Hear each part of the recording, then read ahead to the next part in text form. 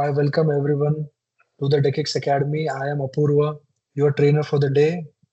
And today's topic is somewhat related to the customers which are already connected to the exchange and to the internet domain as well. So it would be very relatable to everyone, today's topic. And this was generally our internal team's demand as well as the customers' demand, that why the prefix filtering is generally used and how in the IX ecosystem we generally use this, and what is the benefit of using this in your daily network environments. Okay, so what we usually do generally during our presentations, that we generally show the presentations, PPT, PowerPoint slides and everything.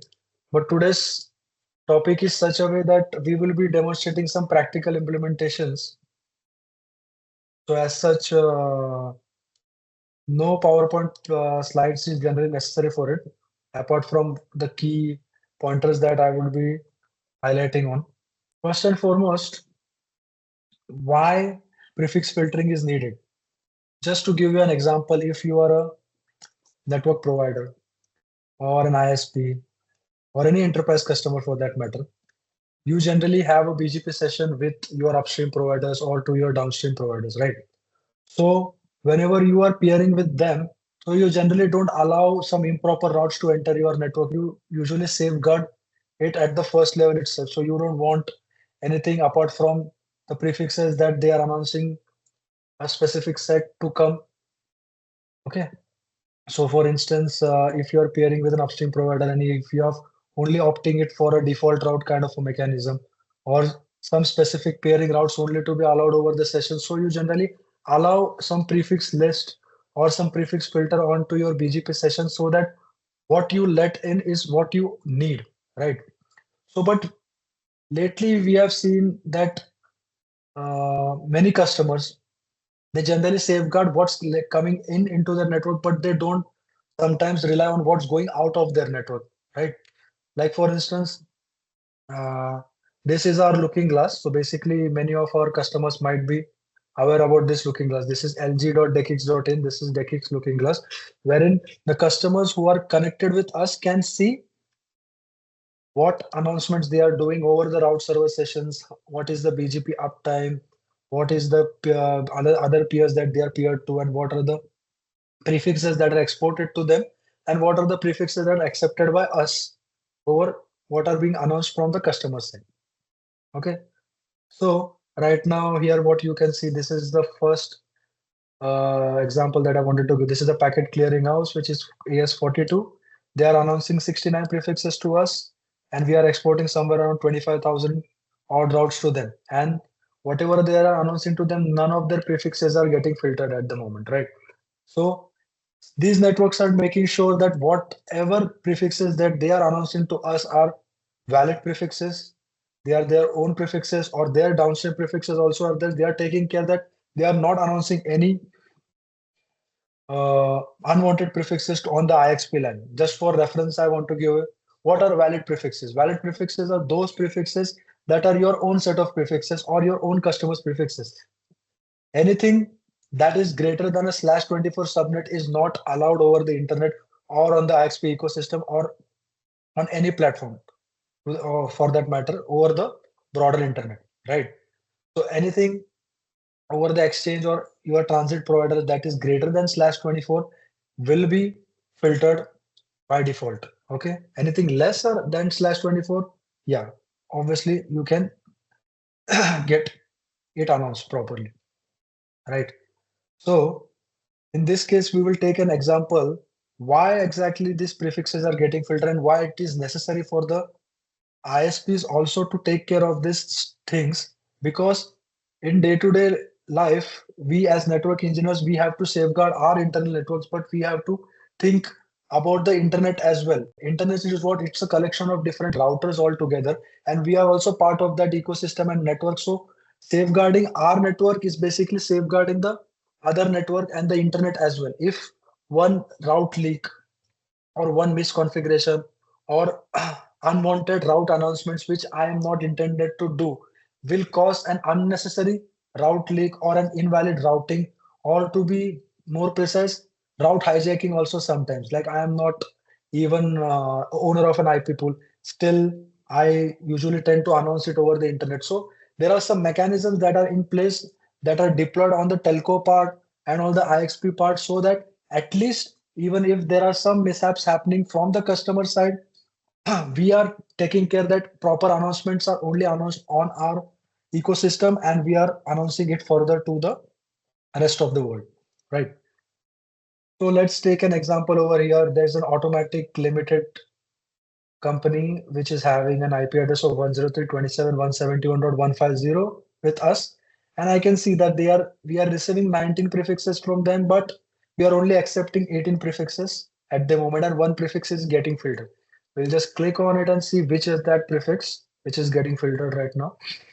Yeah, so here it is. So now you can see the problem. What they have done, they have announced a /32 prefix which is not even allowed to send, right? More specific prefixes like /32, /30, or anything small greater than /24 is obviously not allowed, basically, any prefix. So in this, so that is why this prefix is getting filtered. Secondly, that is one case. Let's see if we can see another case wherein there is some different criteria for getting filtering. Let's take CP, for example.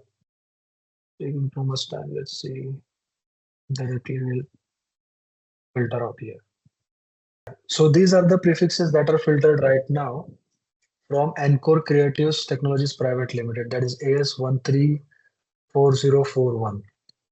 So now, first and foremost, this is a /24 prefix. That's a valid prefix, but still it is getting prefixed because there's a downstream ASN that is announcing this prefix. Maybe that is the owner or not, we are not yet sure. But let's just check the route object entry for this particular prefix. This is an example of the prefix that I was talking about. It is getting filtered. Let's copy it. Then there's a good tool called as RDB of rdb.net, wherein you can query whatever prefixes that you have and check whether those prefixes are having valid route objects created or not. So as far as I can see that this prefix is not having any route objects created whatsoever. Let's just check on Appnix website as well whether there is a valid route object entry for this prefix or not. So I can see that this particular pool 103.117.176.0 is assigned to Riga Tech Private Limited. Okay, but there is no specific ASN as such which is allocated to use this specific prefix. That's why it is getting filtered. So basically what you do is generally assign any of the prefix with the correct route object. Like I take an example of any other prefix like some 159.0/24, for example. So this is a prefix which is having multiple route objects created with multiple ASNs like 17665. Then there is 133.232. Then there is 150.027. For a particular prefix, there can be multiple of route objects created, because what happens is in the IIS ecosystem, what we see is that some of the service providers, they tend to rely on multiple providers or multiple providers as well. So they can shift their set of prefixes to one provider to another. And in that case, they are not sometimes using even the, what you can say, BGP also, in terms like they want to give their pool to the service provider and have their static entries and their source origin towards their upstream provider. So in that case, these route objects are necessary, because on that basis, those upstream providers can see that there's a route object created and we can accept those prefixes as well. But as far as this prefix is concerned, we were saying that there's no route object entry as such for this particular pool. Let's check on BGP tools as well if we can see anything for this. Yeah, this is the originating AS. What I can see is Things of India Private Limited right now, 148.992. Yeah, but clearly there is not a route object created for it that might be getting filtered right now. So this is one of the reason. Second reason that maybe why it is getting filtered is due to the invalid AS set. Like sometimes what happens is this is an ASN, right? And in his AS set, there is no member AS set added like this AS set. Like I'll give an example how to check the AS set basically. So on the RADB website only, no, not on the RADB website, on the peering DB website, we should go first. So peering DB is a very good website where all the information of all the major networks are there in it, and people who generally peer with us already have one peering DB entry as well, because many CDNs and the providers generally rely on peering DB to validate that they are actually a legit organization and they have their information available publicly. So PeeringDB is a good tool. This is an open source platform. It's generally sponsored by many of other bigger companies, and this is a good website where you can have a lookup and see what are the exact parameters of every customer or every ASN that's present on the internet, subject to they are registered on the PeeringDB with their valid account. But if you are connected to an exchange, having a PeeringDB account and a valid page is necessary, because unless you have that page, there is no BGP session happening at all with the CDN providers, because they are not going to have a one-to-one session with you. So in this case, I just opened one example of 𝐏𝐞𝐞 Creative Technologies Private Limited, and they have clearly mentioned their ASN, their AS set, what are the prefixes that generally they have, what are the number of IPs and their traffic levels. These are tentative values that people put in here, and their point of presence, where are they present at CFE Green Fort Noida, where we are already there, and where they are paired with 𝐏𝐞𝐞 Mumbai, right? So this is their IP address and their V6 IP address that we can see right now. So I was talking about AS set. So let's look up what's there in this AS set. So again, we go to the same website, radb.net, and we have a lookup. And in this lookup, we can see these are the child ASNs that are associated with 𝐏𝐞𝐞 Creative Technologies Private Limited. And let's just cross check whether this ASN is part of that particular AS set. I'll do a find, and it's a match here. So that means, so whenever there is a prefix filtering occurring, we generally check what is the route object created, if that route object is valid or not. And secondly, if the route object is valid, if the AS set is having that child ASN added or not. If those two parameters are still not met, then you have to just see whether they have made an official entry, that is minimum of /24. Anything smaller than /24 will not be accepted on the peering line, like I said. So next up, this is one of the things why we want our customers to announce only those prefixes which are legit over the peering line. And even if they have made some mistakes that they are not able to announce those prefix properly, then we generally, what we do is basically we open a ticket with them. We tell them that your prefixes are getting filtered. These are the number of prefixes. And we also tell them the reason also that why these prefixes are getting filtered, and you have to do those necessary changes so that those prefixes are accepted on our peering LAN.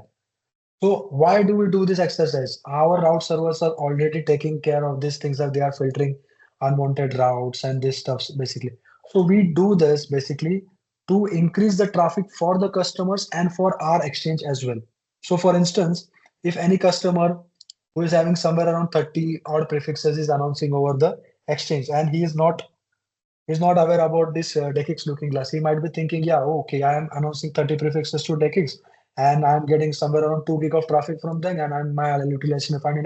That's okay, he's happy with it.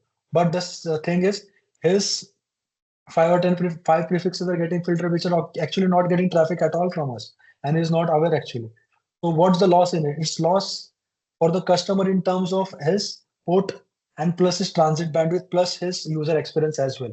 For instance, if that customer would have announced properly over the exchange and his pairing partners with all his prefixes unfiltered, then he could have completely utilized the exchange port and had minimized the transit bandwidth cost by reducing the port speed, right? So effectively, if there was a 500 MB of utilization, he could have optimized and used just 300 MB of connection for his transit link. So routing also takes a longer path. then there is no there's an add-on latency, that the hop count increases, there's a user experience decreases, so there's no point as such, right? So we want to make sure that whichever customers are there on connected with us should have the best possible experience with us. So this is what we generally do. So what we are trying to do further with our existing setup is that we want to implement that why these prefixes are filtered, with what reason exactly, right? So in this case, when I showed to you that why these prefixes are filtered, there was no such reason mentioned over here that why exactly these are getting filtered. But we are still in implementation phase, and hopefully it might get completed within a few months. And then as far as like our global looking glass, I'll just show it to you. You can get a proper reason then and there itself on the route server that why those prefixes are getting filtered, so that the time that you are consuming by checking what exactly is the problem, is the route object present or not, is there is a set happening or not, what exactly problem, that will get highlighted there itself on the looking glass. I'll just show it to you on our global looking glass. Just an example that what we are going to do with our looking glass in India as well. So this is an example of the Frankfurt looking glass that we have right now. So I'll just filter out some of these customers. Take a small number of prefixes which are getting filtered. Yeah. So here it's stating that this particular prefix during the IRRDB lookup was unable to resolve the prefix for the origin AS. Okay. So right now, this particular prefix is getting filtered due to an incorrect RRDB lookup that is showing that this prefix is not originating with the origin AS that's it currently announcing us on the peering lag. So let's just have a look with what is the exact route object that is there with this particular prefix.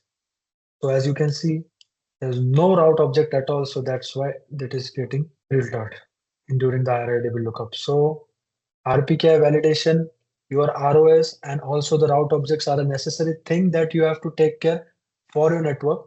So currently, what we do over the exchange is that we only do RR-based filtering at the moment, because there are some ISPs and customers who don't have more number of prefixes or IP pools. So they tend to use some other companies' IP pools by creating route objects and then utilizing, because they don't have large numbers of V4 prefixes left with them. So in that case, to help optimize, we have not enabled the RPKI filtering, because when generally RPKI filtering is enabled, it gets tied to a particular ASN with those certificates. So in essentially, if that ASN and that particular prefix is matched with each other via the certificate validation, then ultimately only the source origin of that particular prefix is only permitted to allow over the peering line, and no other ASNs are permitted to announce on the transit segment or even the peering segment. So that is why we think of a broader picture. So that's why we have not yet strictly implemented the RPKI, but it's being practiced by majority of the CDNs as well. They are starting to implement it right now. It was believed that Google would start implementing it soon, but still they have not yet implemented it. But they were planning to do by this year end itself. But I have not yet seen any confirmation from them. But in the long run, you will surely see that only RPKI validation would be the final verdict for everyone, right? So let's come to RPKI then. That's also a good topic. Many people usually think, what is RPKI? RPKI is nothing but resource public key infrastructure, which happens with the certificate validation systems, with the systems that are running globally. So generally, what our route servers do, whenever you announce a prefix, they check for these parameters. But generally, RPK is currently excluded, but I'll just show it to you right now, because the telcos are using it just for safeguard mechanism, so that your prefixes don't get hijacked by some other entity and they start announcing your prefixes. So I'll just show it to you. So we have a good tool that is Routinator, wherein you can see if your prefixes are valid or not. So let's take an example of very popular prefix, that is the Google prefix. 8.8.8.0/24, which I believe every ISP or every network in their premises have a ping response to them, because this is the basic connectivity check that every network engineers do to check the peering connectivity is proper or not. If the Google response is proper, people tend to think that yeah, the network is running fine. This is the typical mentality that the Indian ISPs generally have at the local level. So let's see what are the details that we're getting. So when I look up on the routinator that 8.8.8.0/24, it's saying matched VRRPs with AS15169. So it's a valid prefix and it's originated by the Google ASN. But let's assume that's this some different prefix. I'll just talk. This is the Google prefix and some random ASN. Let's take an example of a different customer's ASN. 13322 input. So it's showing that it's not matched. It's invalid. It's not matching the row that is existing with this particular prefix. So obviously, if there is a route RPK validation incorporated with any of the network, this prefix is generally getting discarded by the systems, right? So this method of route filtering, the RPK validation, the IRRDB filtering is very must on the internet. Unless this is in place, we will not be able to route and steer our traffic properly. Correct. So these are the measures that we generally follow. And I told you the reason why we follow. We want our customers to have a good experience. We want our customers to have the maximum amount of traffic from the peering LAN and optimize their transit costs. That is the main criteria for us. So we talked about prefix filtering, we talked about the RPKI based filtering, the RPKI validation. Then we have one more good tool, that is the bgp.he.net. I believe people might be aware of this, but even if people are not aware of this, we will just tell you what exactly it is.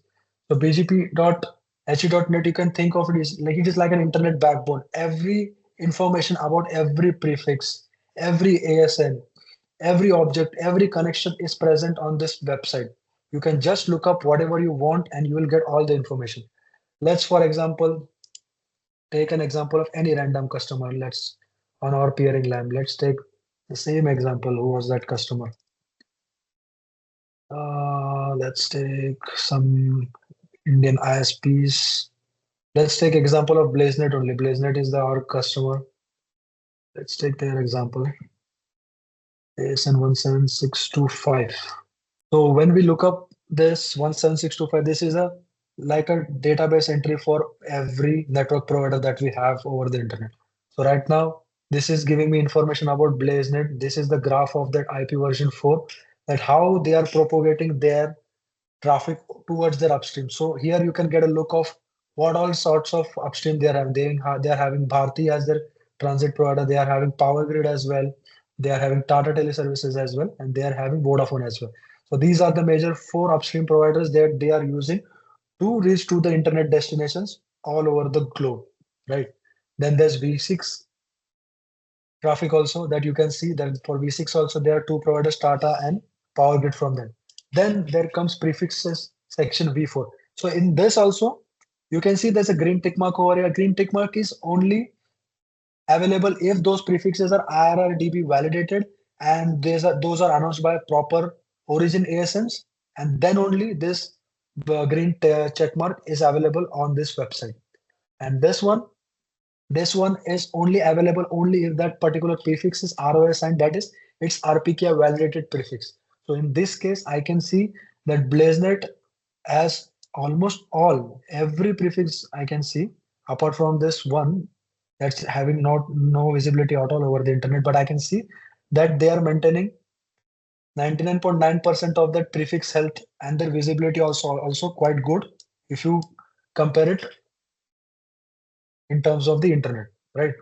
So this website also helps you for regularly checking that your prefix is validated, is it visible to the internet or not. Generally, it's not a real-time data, but it usually gets updated every 24 to 48 hours, right?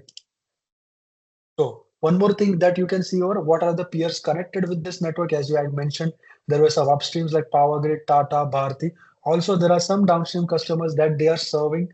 As these are the Sangvi, Infotech, Rocksonic, and these are some of the downstream customers that are also taking their traffic from them. So BlazeNet is acting as a transit partner for this smaller ISPs as well, and also connecting to the upstreams for their internet. Here's the OS section where you can see those ASN blocks are allocated to BlazeNet, their ASN, the route object, who is the contact information. So anytime soon, if you are having any issue with any of the service providers over the peering exchange, and you think that you are not getting any of the contact details, how to reach out to them. So from this website also, you can have a look up and just see what are the contact details, and you can reach out to them over email, or you can use the peering DB website also, like I showed you. And from there also, you can see in the contact information, and you can contact the necessary technical team or the billing contact for your or queries, right?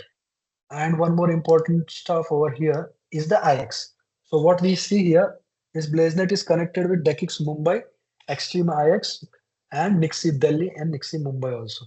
So here you can get the IP address information also, what are the V6 information also, and everything. So if you consider internet, there is nothing hidden. You can hide nothing in terms of internet.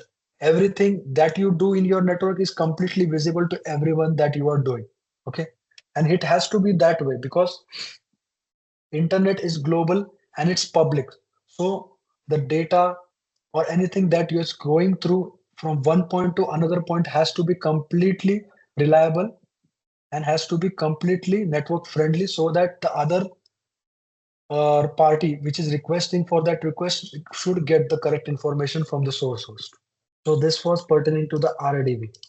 This is also a good tool that I was telling you about, that bgptools.net. Yeah. One more thing also I wanted to show you, that BGP Toolkit Home is also there. It's the looking glass. So for instance, I take an example of any router that is available on the bgp.he.net. So we are just doing a looking glass. Like there was a DE-CIX looking glass for our peering LAN. There's one more looking glass that is for the global internet.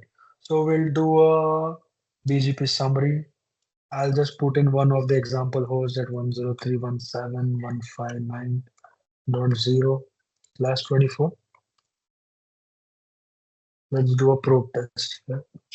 Mind you, this is a real-time router output that you will get after the lookup.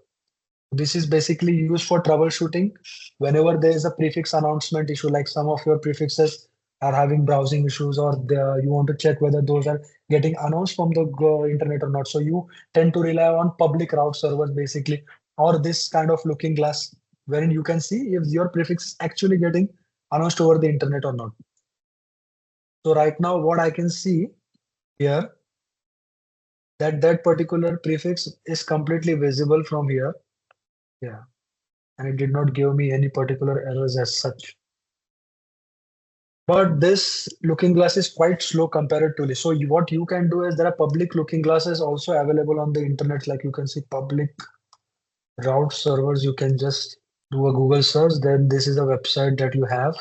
Just stop this.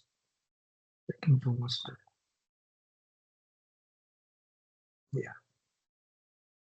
So these are some public route servers available over the internet. You can pick any of the route servers that you want, any two, for your troubleshooting purposes. Like for instance, you have taken one new pool from Iron, you are announcing it to your upstream provider. You just want to make sure that if it is getting publicly announced or not properly, you just have to pick any of this public route servers, then input it to your whatever terminal that you preferably use. Then you have to input the password that they have provided to you on the website. So majorly it rviews only is the password. So I'm just inputting that. So I'll just make a lookup, show IP BGP and one of the prefix 103.171.159.0. Okay, this is the prefix of one of our customers. So I can see this is getting announced from the internet, but there are multiple paths involved in it. So I can see that it is a valid prefix getting announced and it is going to the destination ASN by traversing from Tata to this is 1ODT, then this is the ultimately the end ISP. So if you want to just check the best path from this looking glass, you can do a best path command and you can see that what is the shortest and the best path to reach there. It's this one via Tata. This is a mechanism from where you can do all ping, route lookups and see whether your prefix is actually getting announced or not. If there's a particular prefix that is not announced properly by your upstream provider, you can get instantly a reply that a subnet is not in the table. So you can then reach out to your upstream provider and tell them if the routes announcements are done properly or not, whether they have implemented AS-based filtering.